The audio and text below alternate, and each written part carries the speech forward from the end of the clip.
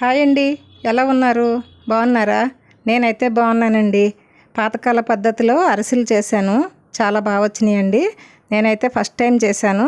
పలచగా చేయటం వల్ల ఎక్కడైనా చిన్న బెజ్జాలు రావచ్చేమో, కానీ పాకం అయితే చాలా బాగా కుదిరిందండి. ఎప్పుడూ పెద్దవాళ్ళ చేత చేయించుకోవడం తినడమే కానీ ఎప్పుడూ నేను ప్రయత్నించలేదు. ఈసారి అయితే నాకు నేనుగా చేశానండి. బాగా వచ్చినాయి. మీరు కూడా ఫస్ట్ టైం ట్రై చేయాలనుకుంటున్నారా? అయితే ఈ వీడియో చివరి వరకు చూసి తప్పకుండా ట్రై చేయండి. ధైర్యంగా పాకం పట్టేసేయండి, బాగా వస్తాయి. నేను ఎలాగైతే చెప్పానో అలాగే చేయండి. అలాగే ఈ వీడియో లైక్ చేయండి. 1 కేజీ బెల్లానికి కేజీన్నర వరకు మనం బియ్యం నానబెట్టుకోవాలి. 1/2 కేజీ గ్లాస్తో 6 గ్లాసులు వేసుకుంటే కేజీన్నర బియ్యం అవుతాయి. ఇవైతే నేను రేషన్ బియ్యం వేస్తున్నాను. మీ ఇంట్లో రేషన్ బియ్యం ఉంటే వేసుకోండి, లేదంటే పాత బియ్యం అయినా పర్వాలేదు. ఇలా బియ్యం వేసుకున్న తర్వాత శుభ్రంగా 5-6 సార్లు కడిగిన తర్వాత ప్రతి 4-5 గంటలకు ఒకసారి కడిగి పెట్టుకుంటూ 24 గంటల సేపు నీళ్ళల్లో బియ్యం నానబెట్టుకోవాలి. ఇక నైట్ అయితే మనం ఏమీ చేయక్కర్లేదండి. వీటిని ఇలాగా మంచినీళ్ళు పోసి పెట్టుకోవాలి. చూడండి, 24 గంటల తర్వాత నేను మీకు చూపిస్తున్నాను. నేనైతే 3 సార్లు కడిగానండి.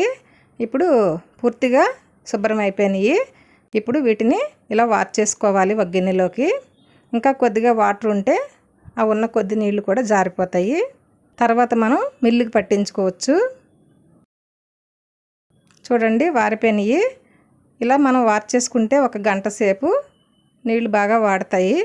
ఇప్పుడు మిక్సీకైనా పట్టుకోవచ్చు, లేదంటే మిల్లుకైనా పంపించుకోవచ్చండి. నేనైతే మిల్లుకి పంపిస్తున్నాను, మెత్తగా ఆడమని చెప్పాలి. మిల్లు నుంచి పిండి ఆడించుకొచ్చారు. దీన్ని మనం ఇంట్లో జల్లించుకోవాలండి. ఇది బాగా మెత్తగా పట్టలేదు, కొంచెం బరగ్గా ఉంది. మిల్లు నుంచి వచ్చిన పిండిని మళ్ళీ మనం జల్లెడ వేసుకోవాలి. ఇలా మెత్తని జల్లెడ వేసుకొని మొత్తం జల్లించుకోవాలండి. పిండి ఎప్పుడు కూడా మిగిలేలాగా ఉండాలి, కానీ తడిపిండి మనకు అప్పటికప్పుడు రావాలంటే రాదు. కాబట్టి ఇలా మనం కొంచెం ఎక్కువ నానబెట్టుకోవాలి. చూడండి, 1/2 కేజీకి ఎక్కువే మిగిలాయి, 1/2 కేజీకి తక్కువ ఉంటాయి. ఇవి పక్కన పెట్టేసుకొని ఈ మెత్తని పిండి అంతా కూడా గాలి తగలకుండా ఇలా నొక్కి పెట్టేసి పైన ఒక ప్లేట్ బోర్లించి పెట్టుకోవాలి. పిండి ఎప్పుడు కూడా ఆరిపోకూడదండి. ఈ పిండి ఇలా పక్కన పెట్టేసుకొని ఇప్పుడు బెల్లం చూడండి, ఇది కేజీ బెల్లం. ఇలా చిన్న చిన్న ముక్కలుగా చితక్కొట్టి ఒక గిన్నెలో వేసుకొని ఒక 3/4 గ్లాస్ వరకు నీళ్లు వేసుకోవాలి.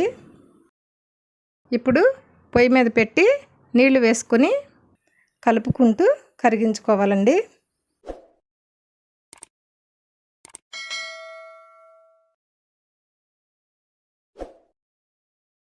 చూడండి, బెల్లం అంతా కరిగిపోయింది. ఇంకా మనకి పాకం వచ్చే వరకు కలుపుకోవాలి. పాకం చిక్కబడుతుంది. చూడండి, పాకం చిక్కబడింది.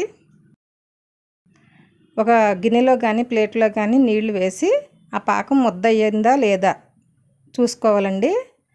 ఇప్పుడు ఇది లూజుగా అవుతుందండి ముద్ద, ఇంకొంచెం ముద్దలాగా రావాలి. మళ్ళీ ఒకసారి 1 నిమిషం పాటు కలిపిన తర్వాత మళ్ళీ చెక్ చేసుకోవాలి. ముద్ద అయితే మనకి గట్టిగా అవ్వాలండి. చూడండి, వీడియోలో చూపిస్తున్నాను, ఈ విధంగా ముద్ద అవ్వాలి. ఇప్పుడు పాకం వచ్చేసింది. ఈ పాకం పొయ్యి మీద దించేసుకోవాలి. పొయ్యి మీద ఆయిల్ కళాయి పెట్టుకోవాలి. ఈ పాకంలో 1/2 స్పూను యాలకి పొడి వేసుకోవాలి. మనం నొక్కి పెట్టిన పిండి అంతా కూడా ఇలా లూజుగా పొడి పొడిగా చేసుకుంటూ కొంచెం కొంచెం వేసుకుంటూ తిప్పాలండి. మీ ఇంట్లో తెడ్డు ఉంటే తెడ్డుతో కలుపుకోండి, తెడ్డు లేకపోతే ఇలా పప్పు గుత్తుతో అయినా కలుపుకోవచ్చు.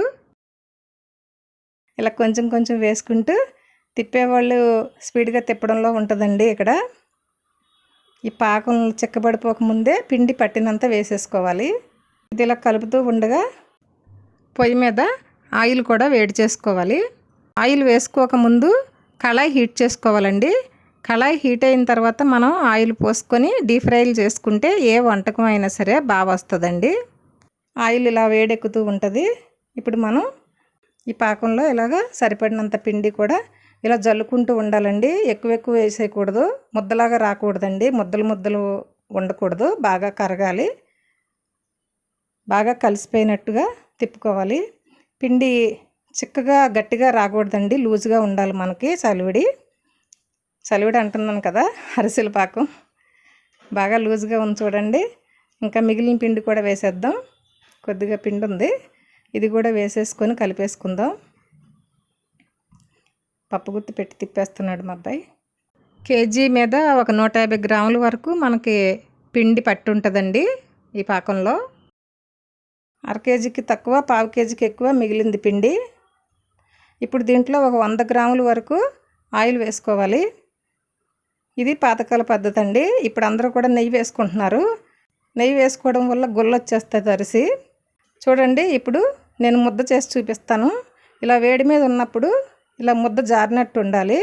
చూడండి, ఇలా ఉండాలి, ముద్ద లూజుగా రావాలి.